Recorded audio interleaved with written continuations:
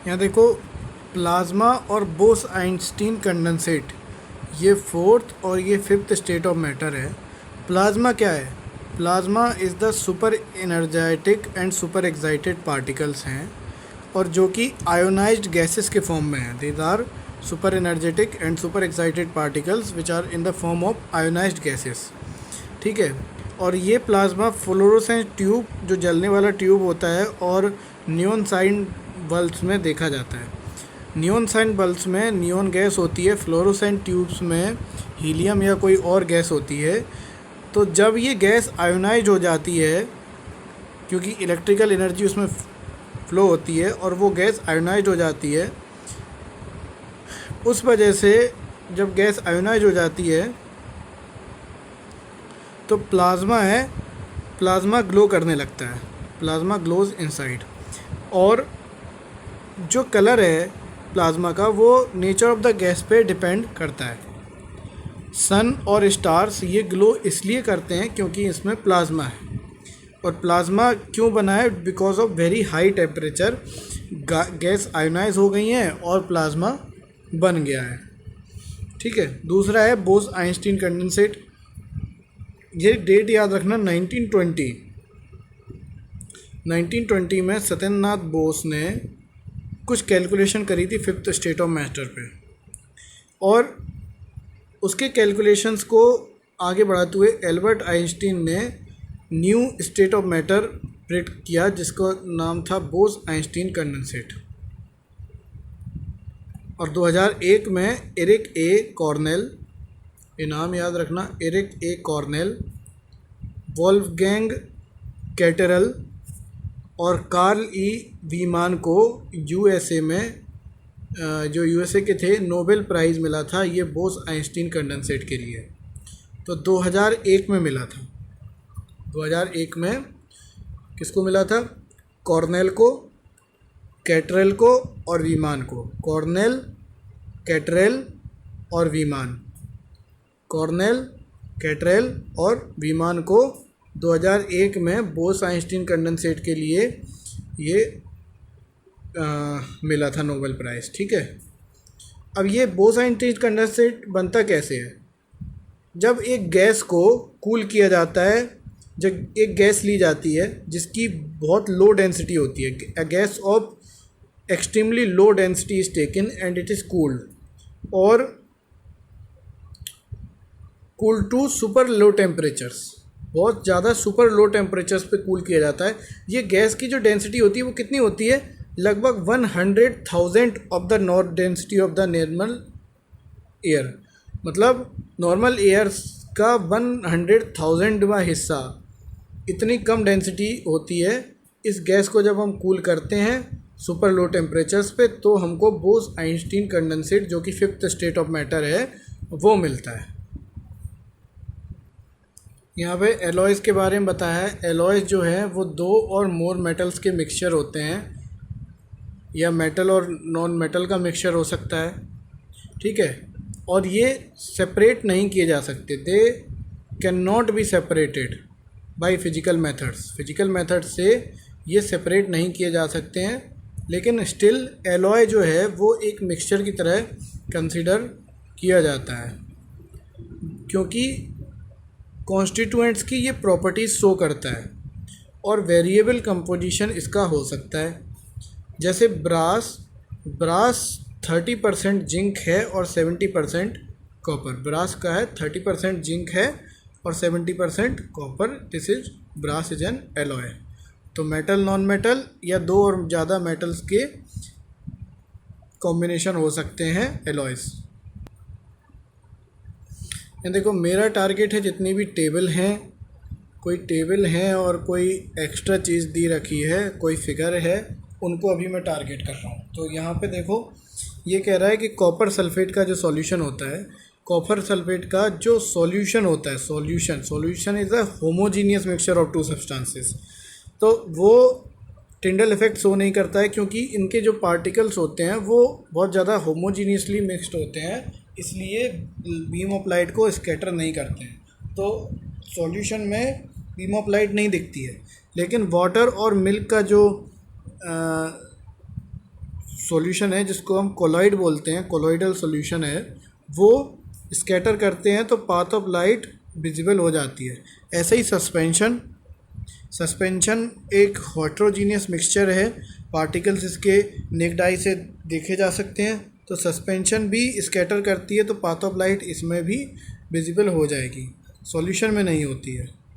ये जो टिंडल इफ़ेक्ट है, जब सनलाइट डेंस फॉरेस्ट में कैनोपी से निकलती है तो जो मिस्ट होती है, मिस्ट में टिनी ड्रॉपलेट्स ऑफ वाटर होते हैं, और वो जो ड्रॉपलेट्स ऑफ वाटर हैं this acts as particles of colloid disperse in the air. इसी वजह से ये टिंडल इफ़ेक्ट शो होता है। यहाँ देखो ये टेबल बहुत इंपॉर्टेंट है, कोलॉइड्स की ये एग्जांपल बता रहे हैं। देखो मेरी बात समझो, जब हम मीडियम गैस लेते हैं, गैस में हम कुछ घोलते हैं, गैस में चाहे हम लिक्विड घोलें, गैस में चाहे हम सॉलिड घोलें, गैस में हम कुछ भी घोलते हैं तो गैस मतलब एयर, तो एयर का जो सॉल्यूशन होता है तो वो उसको हम एरोसॉल बोलते हैं। तो गैस में हम कुछ भी घोलेंगे मतलब डिस्पर्सन मीडियम जो है, मतलब वो जो ज़्यादा क्वांटिटी में है वो मीडियम होता है, जो कम क्वांटिटी में वो फेज़ होता है। तो गैस में अगर हम कोई चीज़ घोलेंगे, लिक्विड घोलें या सॉलिड घोलें, तो हमें एरोसॉल मिलता है हमेशा। ठीक है, अब एग्जांपल्स देखो, फॉग, क्लाउड्स, मिस्ट की बात करें तो मिस्ट हमने अभी देखा था। मिस्ट क्या है कि जो एयर में टिनी ड्रॉपलेट्स होती हैं वाटर की, तो वो मिस्ट होती है, मतलब गैस में लिक्विड ही तो है ये मिस्ट, तो मिस्ट हो गया। सिमिलरली फॉग में भी क्या होता है, फॉग में भी गैस में लिक्विड के कंपोनेंट्स होते हैं, वो फॉग होता है कोहरा। ठीक है, कोहरा जब मतलब बरसता है, कोहरा देखा है, तो वो गैस में लिक्विड होता है। ठीक है, क्लाउड्स भी जो मतलब गैस होती है, गैस में पानी भरा रहता है वाटर वेपर के फॉर्म में, तो गैस में लिक्विड होता है, एयर में लिक्विड होता है, तो वो भी क्लाउड्स हैं। तो क्लाउड्स, ये तीनों एग्जांपल हैं लिक्विड इन गैस के। ठीक है, अब हम बात करें ऑटोमोबाइल एग्जॉस्ट या स्मोक की, तो स्मोक में क्या होता है, गैस में जब कार्बन के पार्टिकल्स, सॉलिड कार्बन के पार्टिकल्स जब घुलते हैं तो वो स्मोक बनाते हैं, ऑटोमोबाइल एग्जॉस्ट भी बनाते हैं। तो जब सॉलिड पार्टिकल्स गैस में घुलेंगे तो वो स्मोक बनाएंगे, याद रखना, या ऑटोमोबाइल एग्जॉस्ट बनाएंगे, किसके, कार्बन के पार्टिकल्स होते हैं। ठीक है, अब यहाँ देखो गैस में गैस नहीं घुलती है, मतलब कोलॉइड नहीं बनाती है, लिक्विड में तीनों चीज़ें कोलॉइड बनाती हैं। ठीक है, अब हम देखते हैं सबसे पहले कि लिक्विड में अगर सॉलिड, मतलब यहाँ देखो एक चीज़ ऑब्ज़र्व करने वाली है, चाहे लिक्विड में गैस घुले और चाहे सॉलिड में गैस घुले, समझ रहे हो, चाहे गैस लिक्विड में घुले, और चाहे गैस सॉलिड में घुले, घुल के क्या बनाएंगी, फोम, झाग ही बनाएगा। चाहे लिक्विड में गैस डालें और चाहे सॉलिड में गैस डालें, हमेशा झाग ही बनेगा। तो लिक्विड का एग्जांपल है शेविंग क्रीम, तो जब लिक्विड में गैस घुल जाती है तो वो शेविंग क्रीम फोम बनाती है, और सॉलिड में जब गैस घुलती है तो वो स्पंज बनाती है, फोम बनाती है। ठीक है, रबर बनाती है, स्पंज, फोम, रबर, प्यूमाइस, ये सारे जब गैस सॉलिड में घुलती है उसके एग्जांपल हैं। ठीक है, अब एक और ऑब्जर्वेशन देखो, सॉलिड चाहे लिक्विड में घुले या सॉलिड अपने आप खुद सॉलिड में घुले, ठीक है, तो वो हमेशा सॉल बनाएगा, समझ रहे हो। सॉलिड चाहे लिक्विड में घुले और सॉलिड चाहे सॉलिड में घुले, वो सॉलिड, तो जब सॉलिड सॉलिड में घुलता है तो सॉलिड सॉल बनाता है, और सॉलिड लिक्विड में घुलता है तो सॉल बनाता है। ठीक है, अब ये सॉलिड लिक्विड में जब घुलेगा, लिक्विड में हम सॉलिड घोलेंगे तो सॉल बनता है, सॉल्यूशन बनता है, जैसे मिल्क ऑफ मैग्नीशिया या मड, पानी में मट्टी डालते हैं, मड, मिल्क ऑफ मैग्नीशिया, ये एग्जांपल हैं। सॉलिड में जब सॉलिड घुलता है तो सॉलिड सॉल्ट बनाता है, जैसे मिल्की ग्लास या कलर्ड जेमस्टोन। कलर्ड जेमस्टोन कैसे बनते हैं? एक मतलब दो कलर के जेमस्टोन मिला के कलर्ड जेमस्टोन बनते हैं। तो सॉलिड में जब सॉलिड घुलता है तो वो सॉलिड सॉल्ट बनाता है। इसके एग्जांपल हैं कलर्ड जेमस्टोन या मिल्की ग्लास। ठीक है, अब यहाँ देखो, अब एक ऑब्वियस सी चीज़, जब दो लिक्विड का मिक्सचर बनेगा तो वो क्या बनेगा? इमल्सन ही बनेगा। जब दो लिक्विड आपस में मिलेंगे तो वो इमल्सन बनेगा। जैसे मिल्क, फेस क्रीम, ये सारे क्या हैं? लिक्विड इन लिक्विड है, तो इमल्शन बना रहे हैं। ठीक है,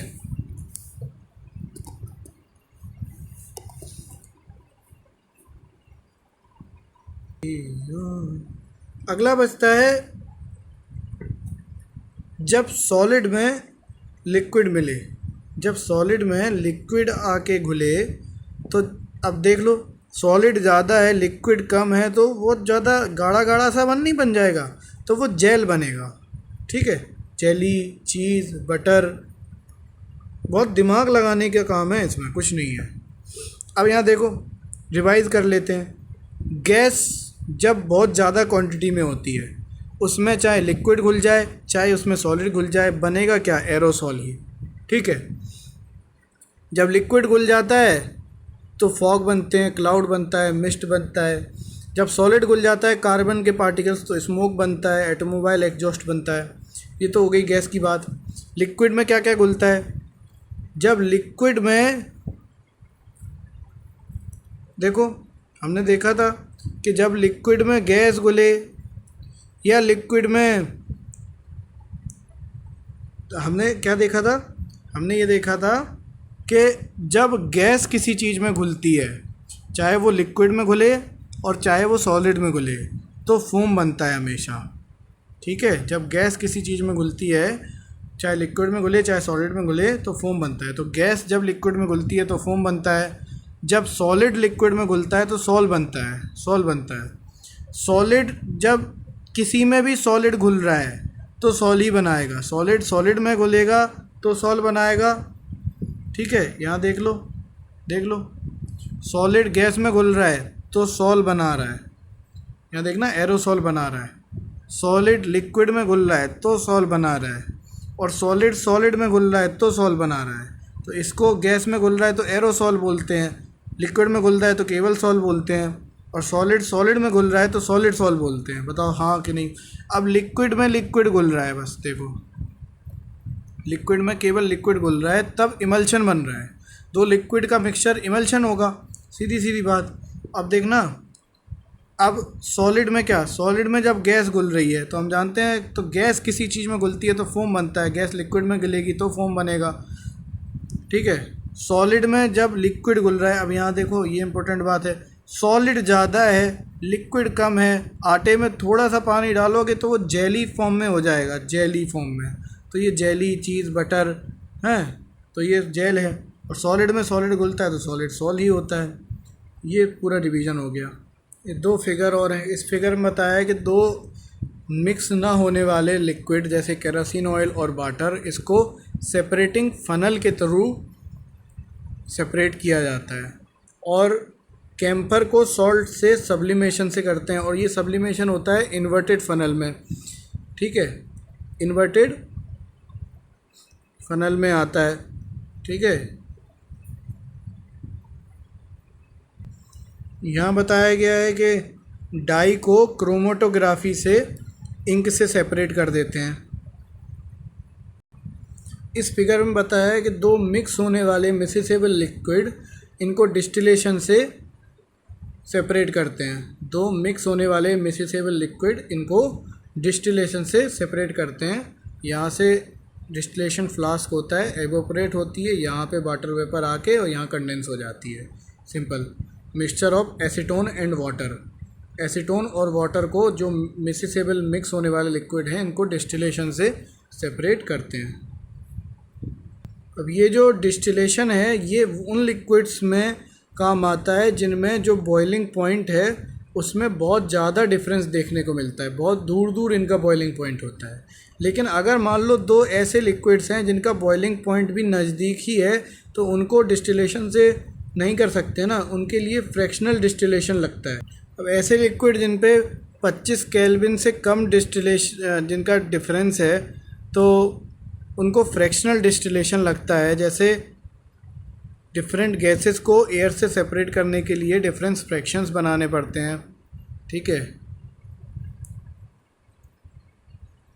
और पेट्रोलियम प्रोडक्ट्स को अलग अलग सेपरेट करने के लिए भी फ्रैक्शनल डिस्टिलेशन होता है, ठीक है।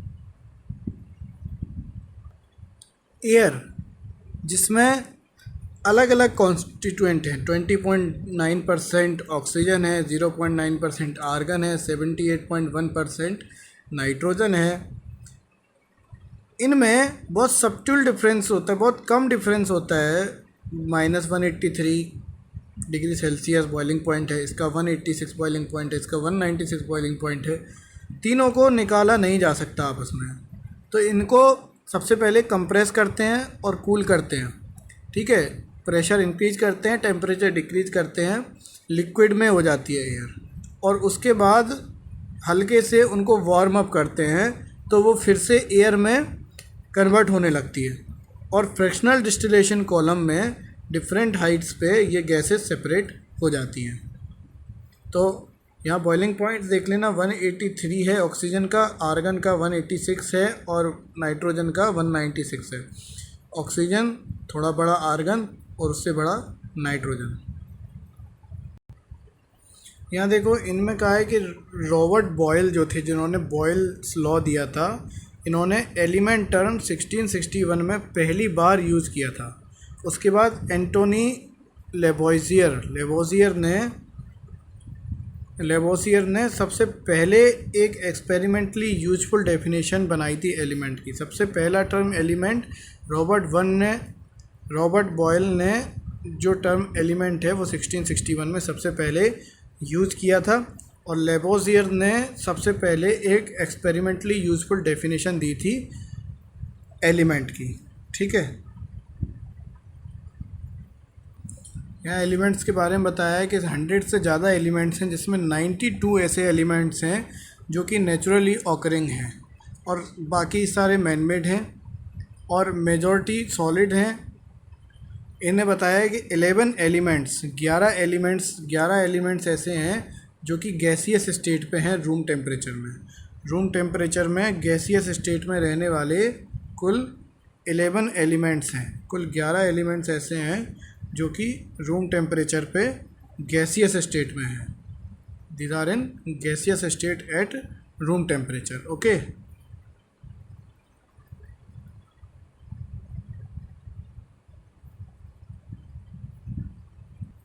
तो ये बहुत इम्पोर्टेंट है कि जिसमें 92 एलिमेंट्स ऐसे हैं जो कि नेचुरली ऑकरिंग हैं और बाकी सारे मैनमेड हैं, मेजॉरिटी सॉलिड हैं। 11 एलिमेंट्स ऐसे हैं, केवल 11 एलिमेंट हैं जो कि गैसियस फॉर्म में हैं रूम टेम्परेचर पे।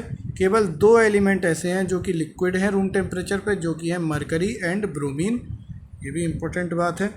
और गैलियम और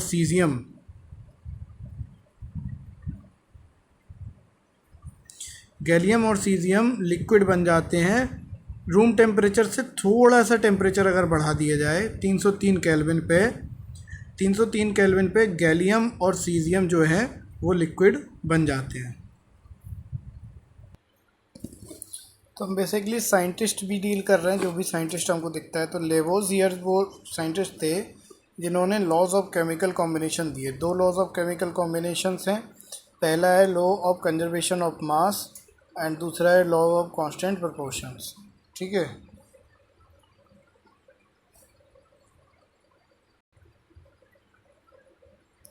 इन्होंने बताया, महर्षि कर्नाड ने बताया था कि अगर हम पदार्थ मैटर को डिवाइड करते जाएं, ऐसा स्टेज मिलेगा जो फर्दर डिवाइड नहीं हो सकता है, उसको हम परमाणु बोलेंगे, ठीक है।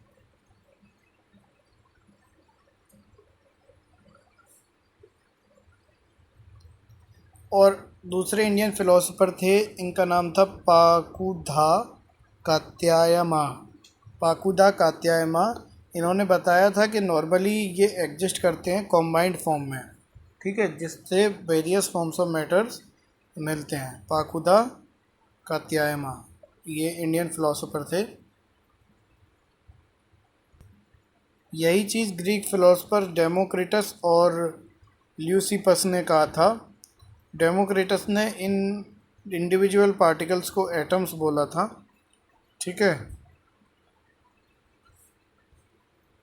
तो ये जो दो कॉम्बिनेशन है केमिकल कॉम्बिनेशन के लॉज, ये लेवोजियर और प्राउस्ट इन दोनों ने मिलके दिए थे। इसमें ये बताया गया है कि 1808 में जॉन डेल्टन्स एटॉमिक थ्योरी अपनी दी थी 1808 में। इस टेबल में बताया कि एटम्स कितने बड़े होते हैं। बताया कि एटम्स नैनोमीटर्स में नापे जाते हैं। नैनोमीटर्स मतलब 10⁻⁹ मीटर, इसमें नापे जाते हैं। और यहाँ पे बताया गया है कि हाइड्रोजन का एटम का रिलेटिव रेडियाई कितना है, 10⁻⁻10। Molecule of water 10⁻⁹, molecule of haemoglobin 10⁻⁸ metres में है। ग्रेन ऑफ सैंड 10⁻⁴, आंट 10⁻3 और एप्पल 10⁻⁻1 ये दिखा हुआ है। अब ये फिगर में कुछ सिंबल्स दे रखे हैं, आ सकता है, बिल्कुल बहुत इम्पोर्टेंट है, ऐसा क्वेश्चन आया भी है। हाइड्रोजन का जो सिंबल है ये देख लो, गोले के अंदर एक बिंदी रखी है, ये हाइड्रोजन का सिंबल है। कार्बन, क्योंकि कार्बन देखो क्या कैसा ब्लैक ब्लैक सा होता है ना कार्बन, तो कार्बन पूरा गोला फिल्ड है, ऐसा ऐसा, ये कार्बन है, ठीक है। ऑक्सीजन O होता है, तो जैसा O बनता है वैसा ऑक्सीजन है, ठीक है। फॉस्फोरस फॉस्फोरस फॉस्फोरस इस तरीके का ऑडी जैसा सिंबल है, वो क्या बोलते हैं, कौन सा है, मर्सिडीज जैसा सिंबल फॉस्फोरस का है। तो मतलब यहाँ पे ये इस तरीके से 3 लाइनें बनी है, वो फॉस्फोरस है। सल्फ़र में 4 लाइनें थी, फॉस्फोरस में 3 लाइनें हैं, सल्फ़र में 4 लाइनें हैं। आयरन में अंदर I लिखा हुआ है, कॉपर में अंदर C लिखा हुआ है, लेड में अंदर L लिखा हुआ है, सिल्वर में S लिखा हुआ है, सिल्वर में S लिखा हुआ है, गोल्ड में G लिखा हुआ है, ठीक है। प्लेटिनम में P लिखा हुआ है, और मरकरी में ऐसे ऐसे डॉट्स हैं। तो इम्पोर्टेंट क्या है, इम्पोर्टेंट ये हैं हाइड्रोजन, कार्बन, ऑक्सीजन, सबसे इम्पोर्टेंट फॉस्फोरस, ये आ सकता है, कठिन है। सल्फ़र, तो फॉस्फोरस में P3 और सल्फ़र में S4, ऐसे याद रखना, P3S4, मतलब फॉस्फोरस में 3 डंडी हैं और सल्फ़र में 4 डंडी हैं। मरकरी जो है, मरकरी मतलब मर गए, तो जब मर जाते हैं, जब यहाँ कोई मर गया, यहाँ कोई देखो, यहाँ ऐसे देखो, यहाँ कोई मर गया और आसपास भीड़ इकट्ठी हो गई, चारों देखने लगे, तो ये जो मरकरी मर गई है उसके आसपास की ये भीड़ लगी हुई है, तो मरकरी का ऐसा सिंबल है। गोल्ड के अंदर G लिखा हुआ है और ऐसा सिंबल है, ठीक है, यही सब है। यहाँ ये कुछ सिंबल्स बताए गए हैं, बेरियम का Ba, बोरॉन का B और ब्रोमीन का Br, ये सिंबल्स बताए गए हैं। गोल्ड का Au, आयरन का Fe, लीड का Pb, ठीक है, पोटेशियम का K, सिल्वर का अर्जेंटम He और सोडियम का Na, ये सब सिंबल्स यहाँ बताए गए हैं। यहाँ पे एटॉमिक मासेस दे रखे हैं। हाइड्रोजन का 1 होता है, कार्बन का 12, nitrogen 14, oxygen 16, sodium 23, magnesium 24, sulphur 32, chlorine 35.5 और कैल्शियम 40। ये एटॉमिक मासेस याद रख लेंगे। यहाँ पे मॉलिक्यूल्स में रेशियो बाई मास दे रखा है, ठीक है। वाटर, हाइड्रोजन और ऑक्सीजन का रेशियो 1:8 होता है, क्योंकि H2O है ना, ऑक्सीजन का 16 और हाइड्रोजन का 2, तो 1:8 हो गया। Nitrogen, hydrogen, ammonia NH3, nitrogen का 14 और हाइड्रोजन का 3, ठीक है। कार्बन ऑक्सीजन 3:8, कार्बन का 12, ऑक्सीजन का 16, तो 4×3=12, 4 नहीं, कार्बन डाइऑक्साइड CO2, कार्बन का 12 और ऑक्सीजन का 32, 4×32, 4×3=12, 3:8 आ गया। इस तरीके से रेशियो निकाल लेते हैं। नॉन मेटल्स के एटोमिसिटी दे रखी है, जैसे आर्गन मोनो एटॉमिक है, हीलियम मोनो एटॉमिक है। तो आर्गन और हीलियम ये मोनो एटॉमिक हैं, मतलब कहने का मतलब ये है कि जो इनर्ट गैसेस होती हैं वो सब मोनो एटॉमिक होती हैं। ये जो ऑक्सीजन, हाइड्रोजन, नाइट्रोजन, क्लोरीन, ये सब डाई एटॉमिक हैं, ठीक है। O2, H2, N2, Cl2, ठीक है। और फॉस्फोरस ये टेट्रा एटॉमिक है, P4 होता है। सल्फ़र ये पॉली एटॉमिक है, S6 और S8 भी होते हैं, ठीक है।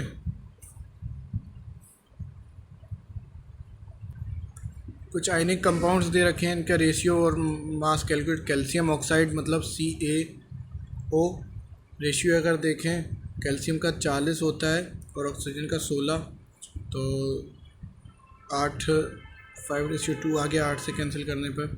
Magnesium sulphide MgS, magnesium sulphide, magnesium 24 होता है और सल्फाइड 32 होता है। 8 से कैंसिल कर देंगे, 3:4 आएगा, ठीक है। और सोडियम क्लोराइड NaCl, ये सब आयनिक कंपाउंड्स हैं, इनका 23:35.5 आया है, ठीक है। यहाँ पे एलिमेंट्स और उनकी बैलेंसी दे रखी है। Sodium, potassium, silver, copper.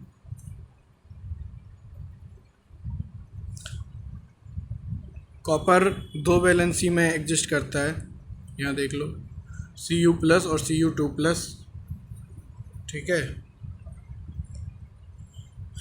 तो सोडियम, पोटेशियम, सिल्वर, कॉपर, इनकी +1 वैलेंसी है।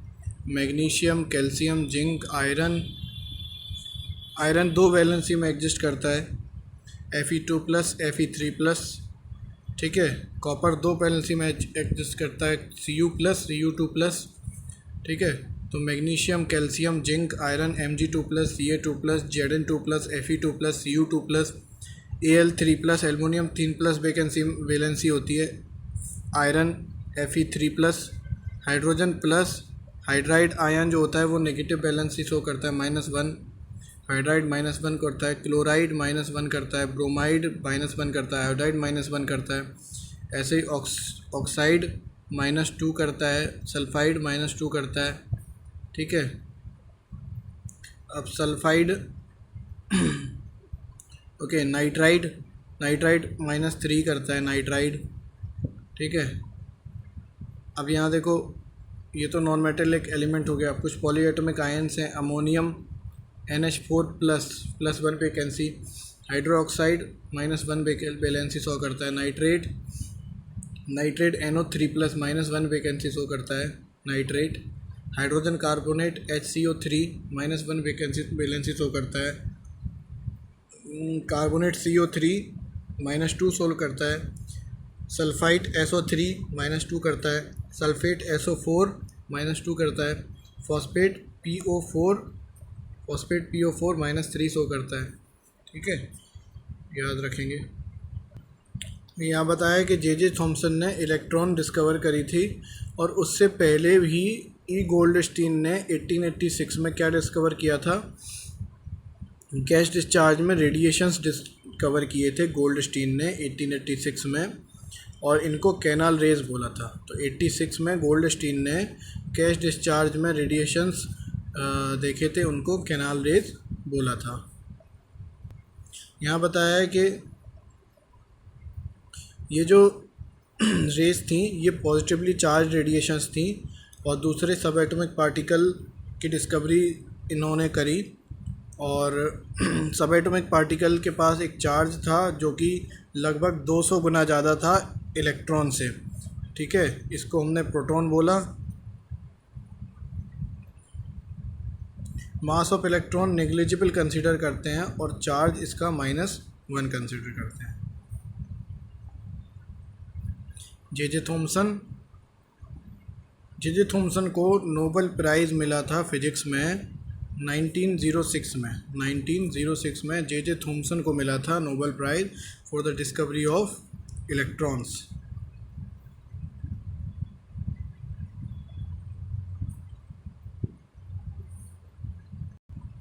और इनके रिसर्च में 7 स्टूडेंट्स इनके असिस्टेंट्स नोबेल प्राइजेस जीते थे। तो जे थॉमसन ने इलेक्ट्रॉन की डिस्कवरी कर नोबेल प्राइज़ इलेक्ट्रॉन की डिस्कवरी के लिए नोबेल प्राइज़ मिला था उनको 1906 में।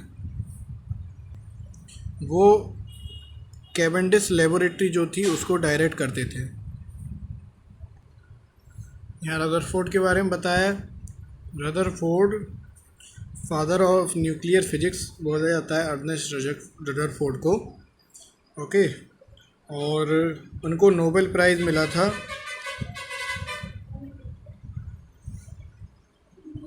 1908 में for his gold foil experiment and discovery of nucleus.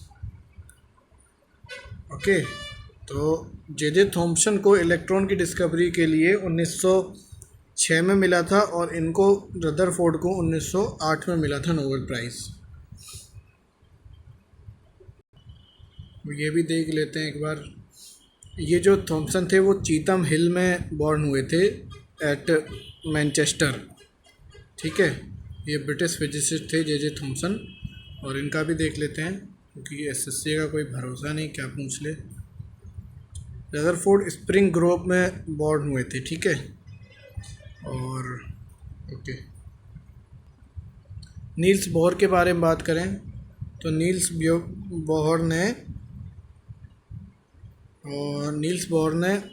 Bohr जो थे कोपेनहेगन में बॉर्न हुए थे और स्ट्रक्चर ऑफ एटम के लिए उनको नोबेल प्राइज़ दिया गया 1922 में। 1922 में देखो, थॉमसन जो थे वो 06 में थे, रदरफोर्ड उनको 08 में मिला और ये नील्स बोहर जो हैं उनको 22 में मिला था नोबेल प्राइज़। और for his work on structure of atom Copenhagen में बॉर्न हुए थे ये। और उनकी बुक्स जो है ये इम्पोर्टेंट है कि नील्स बोहर की जो बुक्स हैं वो कौन सी हैं। The theory of spectra and atomic constitution, the theory of spectra and atomic constitution, theory of spectra ये इनकी बुक है। और एटॉमिक थ्योरी भी इनकी बुक है। And the description of nature, ये इम्पोर्टेंट है क्योंकि ये इसमें कुछ क्लू नहीं मिल रहा है। तो डिस्क्रिप्शन ऑफ नेचर ये बुक भी नील्स बोहर ने ही लिखी है। न्यूट्रॉन की डिस्कवरी जेम्स चैडविक ने करी थी 1932 में। तो 1932 में जेम्स चैडविक ने न्यूट्रॉन की डिस्कवरी करी थी, याद रखना। 1922 में बोर्ड ने मॉडल निकाला, 22 में बोर्ड को नोबेल प्राइज़ मिला था, 32 में जेम्स चैडविक ने डिस्कवरी करी थी न्यूट्रॉन की। यहाँ पे सेल के बारे में बात किया गया है। Cells were first discovered by Robert Hooke in 1665। Cells 1665 में रॉबर्ट हुक ने डिस्कवर करी थी इन अ कॉर्क स्लाइस। ठीक है, कॉर्क स्लाइस में करी थी। और प्रिमिटिव माइक्रोस्कोप तब होता था, प्रिमिटिव माइक्रोस्कोप के हेल्प से 1665 में रॉबर्ट हुक ने कॉर्क स्लाइस में सेल्स की डिस्कवरी करी। उसके बाद इम्प्रूव्ड माइक्रोस्कोप आया तो लीवनहॉक 1674 में और free living cells pond water में उन्होंने देखी। तो discovered free living cells in the pond water by Leeuwenhoek in 1674। Robert Brown 1831 में न्यूक्लियस की डिस्कवरी करे हैं। ये देखना 65, 74, 31, 39 और 55, 40 ये एकदम लाइन से चल रहे हैं, तो ऐसे ही याद रखेंगे। तो रॉबर्ट ब्राउन ने न्यूक्लियस की डिस्कवरी 31 में करी थी। उसके बाद पुरकिंजे आए, पुरकिंजे ने 39 में प्रोटोप्लाज्म टर्म दिया। ठीक है, which is the fluid substance of the cell, protoplasm, Purkinje. उसके बाद सेल थ्योरी सील्टन और स्वान ने दी थी 1838-39 में, ठीक है। उसके बाद सेल थ्योरी को फर्दर विर्चो ने एक्सप्लेन किया 1855 में और कहा कि all cells exist arise from pre existing cells, 1855 Virchow, ठीक है। उसके बाद इलेक्ट्रॉन माइक्रोस्कोप डिस्कवर हुआ 1940 में, तो कॉम्प्लेक्स सेल ऑर्गेनेल्स हमको पता चले।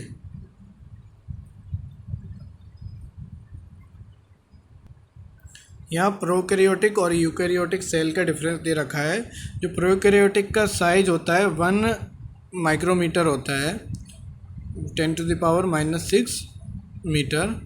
और यूकैरियोटिक साइज जो मतलब प्रोकैरियोटिक सेल होती है, क्योंकि वो बहुत ज़्यादा प्रिमिटिव सेल होती है, बहुत ज़्यादा छोटा साइज होता है उसका। और जो यूकैरियोटिक सेल होती है बहुत ज़्यादा एडवांस सेल होती है, उसका साइज़ बड़ा होता है। तो ये 1 माइक्रोमीटर है और ये 5 से 100 माइक्रोमीटर तक भी जा सकती है। तो यूकैरियोटिक सेल बड़ी होती है, ठीक है। न्यूक्लियर रीजन की बात करें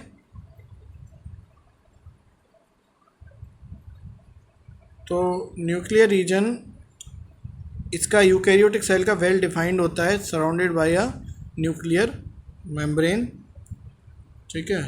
और ये तो यहाँ बताया गया है कि न्यूक्लियर जो रीजन है वो पुअरली डिफाइंड होता है, क्योंकि न्यूक्लियर मेम्ब्रेन होती नहीं है। और इसमें केवल अनडिफाइंड न्यूक्लियर रीजन जिसमें केवल न्यूक्लिक एसिड्स होते हैं, इसको हम न्यूक्लियोइड्स बोलते हैं। और ये प्रोकैरियोट्स में होता है। तो यहाँ पे न्यूक्लियर रीजन पुअरली डिफाइंड है और इसको न्यूक्लियोइड बोलते हैं, ठीक है। और यहाँ पे प्रोकैरियोटिक में membrane bound cell organelles absent होते हैं और इसमें प्रेजेंट होते हैं। क्रोमोसोम्स इसमें 1 होता है, इसमें 1 से ज़्यादा होते हैं, ठीक है। कैमिलियो गोल्गी के बारे में बताया गया है।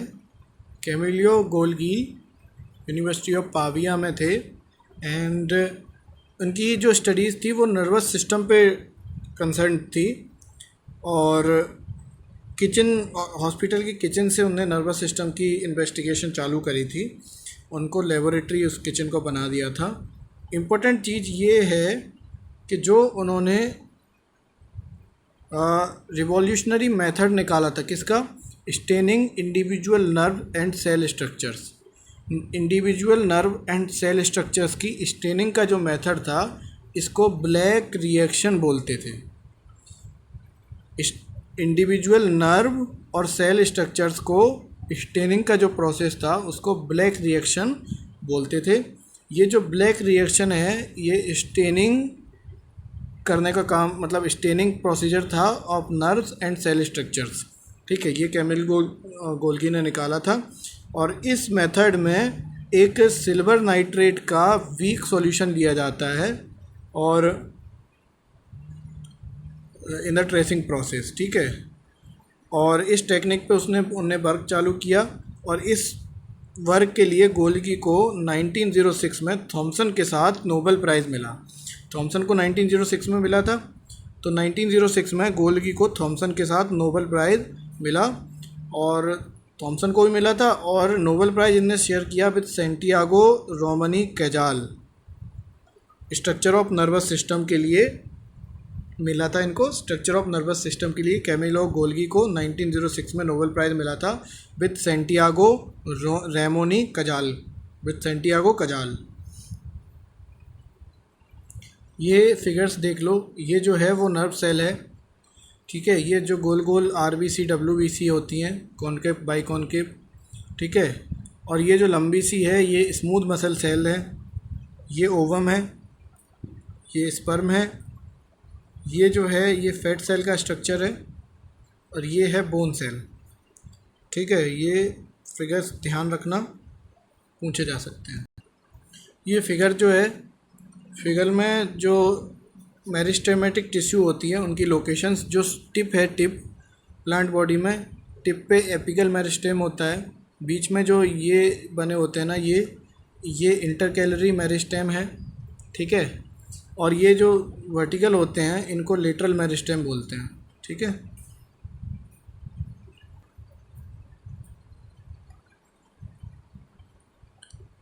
यहाँ पे कुछ बताया गया है, यहाँ पे कह रहा है कि लगभग मोर देन 10 मिलियन स्पीसीज़ हैं प्लांट और एनिमल की। और ये कह रहा है कि जो वार्म एंड ह्यूमिड रीजन होते हैं, this are warm and humid region, जो कि tropic and of cancer and tropic of Capricorn के बीच में लाई करते हैं, this are rich in diversity of plant and animal. इनको मेगा डाइवर्सिटी रीजन्स भी बोला जाता है। और आधी से ज़्यादा, मोर देन हाफ बायोडाइवर्सिटी कुछ कंट्रीज़ में है, जैसे Brazil, Colombia, Ecuador, Peru, Mexico, Zaire, Madagascar, Australia, India, China, Indonesia, Malaysia. Half diversity in इतनी कंट्रीज़ में लाई करती है। यहाँ पे कार्लोस लिनस के बारे में बताया गया है। और इन्होंने एज ऑफ 22 में, ये स्वीडन के डॉक्टर थे, और 22 की एज में पहला पेपर रिसर्च किया था इनने प्लांट में। और उनकी फेमस बुक है सिस्टमा नेचरे। कार्लोस लिनस की बुक है सिस्टमा नेचरे। जितनी भी फंडामेंटल टेक्सोनॉमिकल रिसर्चेज हैं यहीं से, इस सिस्टमा नेचरे बुक से ली गई है। ठीक है। तो यहाँ पे गैलीलियो गैलीलाई के बारे में बताया गया है। गैलीलियो जो थे, गैलीलियो ने the little balance la bilancetta the little balance la bilancetta नाम की बुक लिखी है, जिसमें आर्किमिडीज़ का मेथड बताया गया है ऑफ फाइंडिंग रिलेटिव डेंसिटीज़। तो गैलीलियो गैलीलाई की जो लिटिल बैलेंस ला बैलेंसिटा बुक है, इसमें आर्किमिडीज़ का मेथड बताया गया है for finding the relative densities.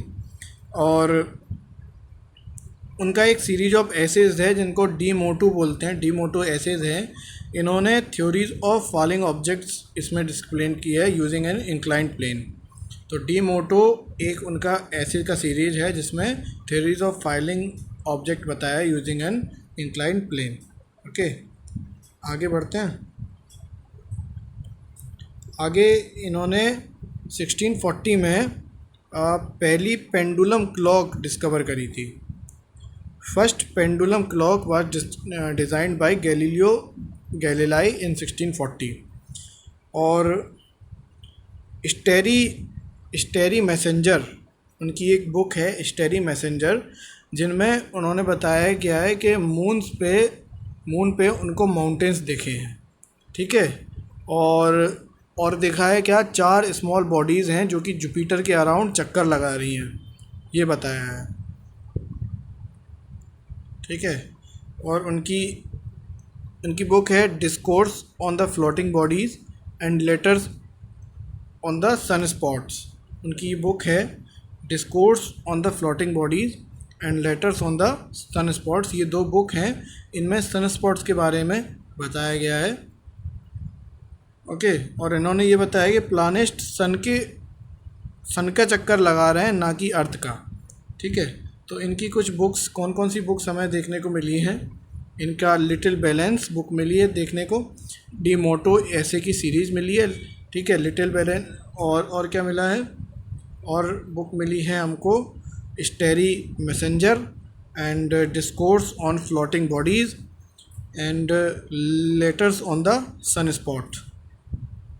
Discourse on the floating bodies, letters on the sunspots, starry messenger, ये सब बुक मिली हैं। और लिटिल बैलेंस में उन्होंने आर्किमिडीज़ का मेथड बताया गया था रिलेटिव डेंसिटीज़ का।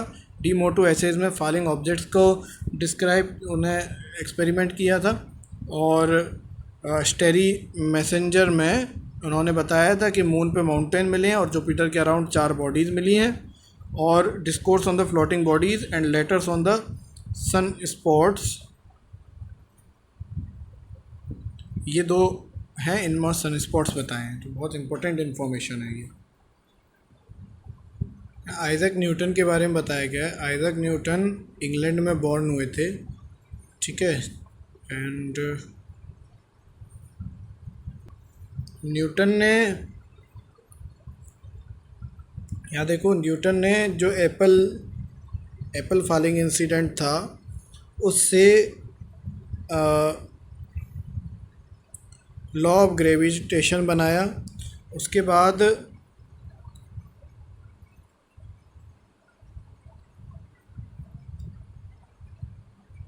बाद उन्होंने लॉज ऑफ मोशन पे काम किया and theories of light and colour.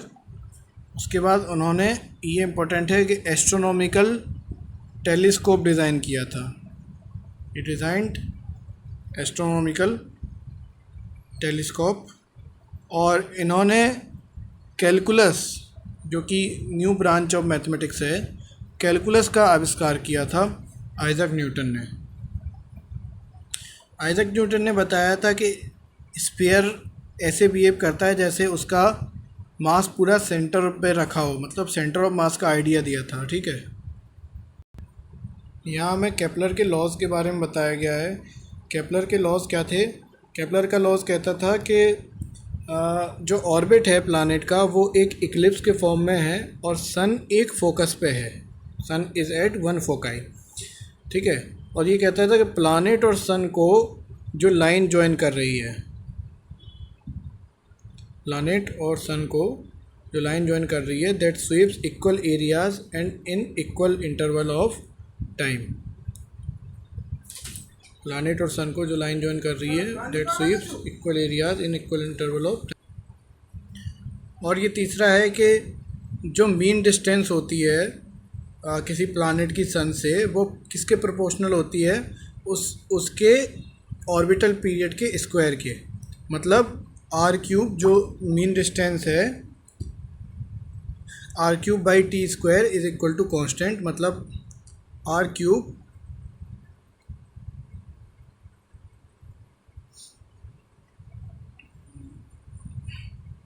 Is proportional to T square.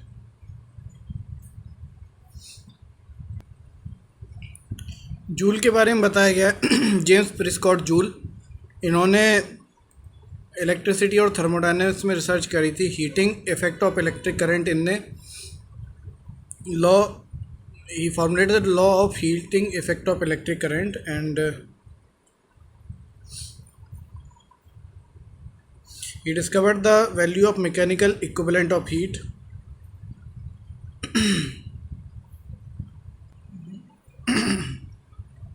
Hertz के बारे में बताया गया है। जर्मन थे हर्ट्ज। जेसी मैक्सवेल की जो इलेक्ट्रोमैग्नेटिक थ्योरी थी उसको इन्होंने कंफर्म किया था। हर्ट्ज ने जो मैक्सवेल की इलेक्ट्रोमैग्नेटिक थ्योरी थी उसको कंफर्म किया था। एंड रेडियो, टेलीफोन, टेलीग्राफ और इवन टेलीविज़न, इनके फाउंडेशन रखे थे डिस्कवरी के।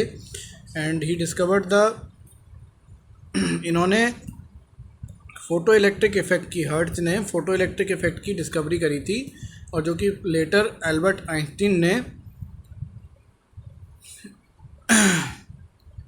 एक्सप्लेन किया था। और हर्ट्ज इनके ऑनर में फ्रीक्वेंसी की यूनिट रखी गई है।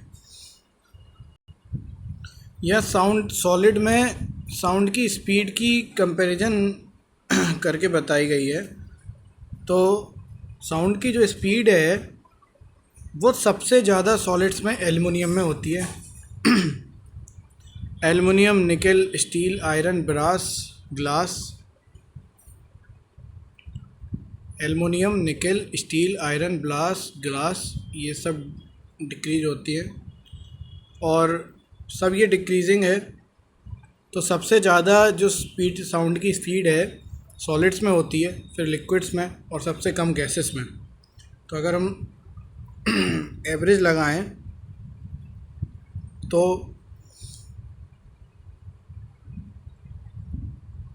देखें तो aluminium, nickel, steel, iron, brass, glass. Aluminium, nickel, steel, iron, brass, glass.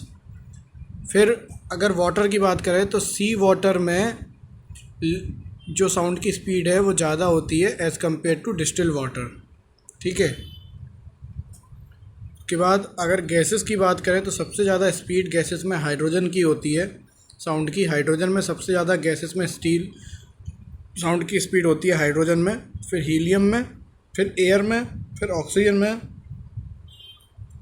तो हाइड्रोजन, फिर हीलियम, फिर एयर, फिर ऑक्सीजन, ऐसे चलता है। हाइड्रोजन, हीलियम, एयर, ऑक्सीजन, ये साउंड की स्पीड है, यहाँ से डिक्रीज़ हो रही है। हाइड्रोजन, हीलियम, एयर, ऑक्सीजन यहाँ पे, और सी वाटर में सबसे ज़्यादा, उससे ज़्यादा डिस्टिल वाटर में, फिर इथेनॉल में, फिर मीथेनॉल में। ठीक है, सबसे ज़्यादा एल्युमिनियम में होती है, aluminium, nickel, steel, iron, brass, glass.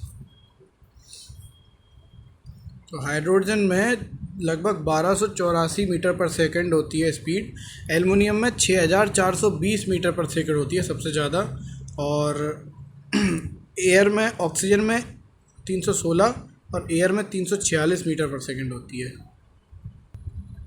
यहाँ सोनिक बूम के बारे में बताया गया है। जो कहते हैं कि जब किसी ऑब्जेक्ट की स्पीड साउंड की स्पीड से उस मीडियम में ज़्यादा हो जाए तो वो कहा जाता है कि वो सुपरसोनिक स्पीड से चल रहा है। बुलेट्स, जेट्स, एयरक्राफ्ट्स, ये सब सुपरसोनिक स्पीड से कई दफ़ा ट्रैवल करते हैं। और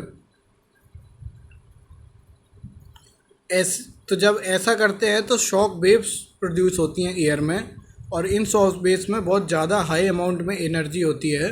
और जो एयर प्रेशर वेरिएशन है, ऐसी शॉक वेव से बहुत शार्प और लाउड साउंड क्रिएट करती है। इस साउंड को सोनिक बूम बोलते हैं।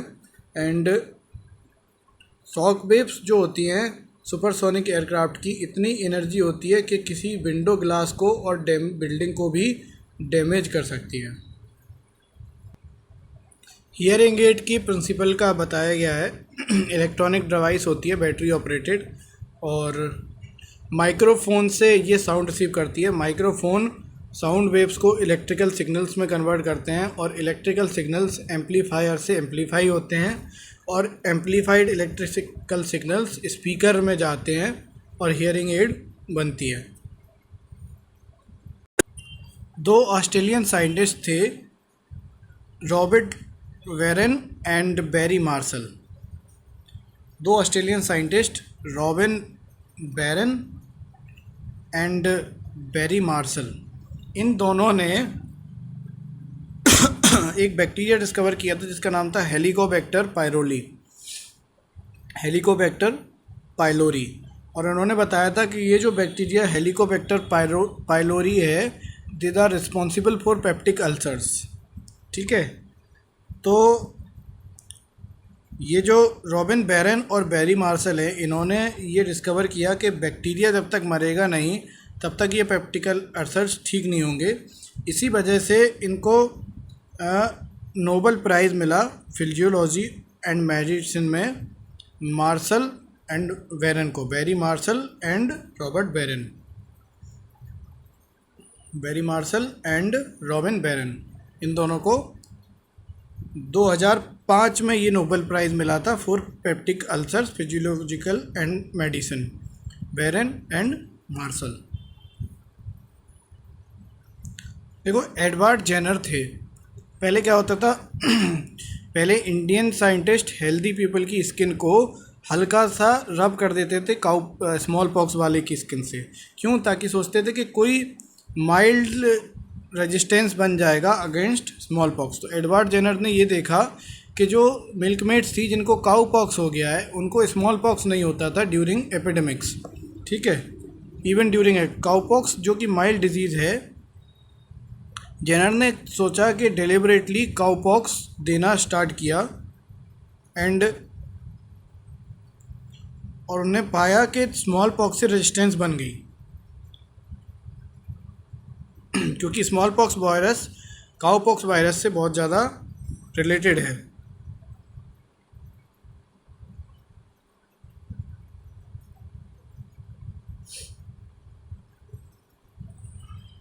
तो काउपॉक्स का मतलब है वैक्सीनिया लैटिन में, तो इस वजह से ये वर्ड वैक्सीनेशन बना।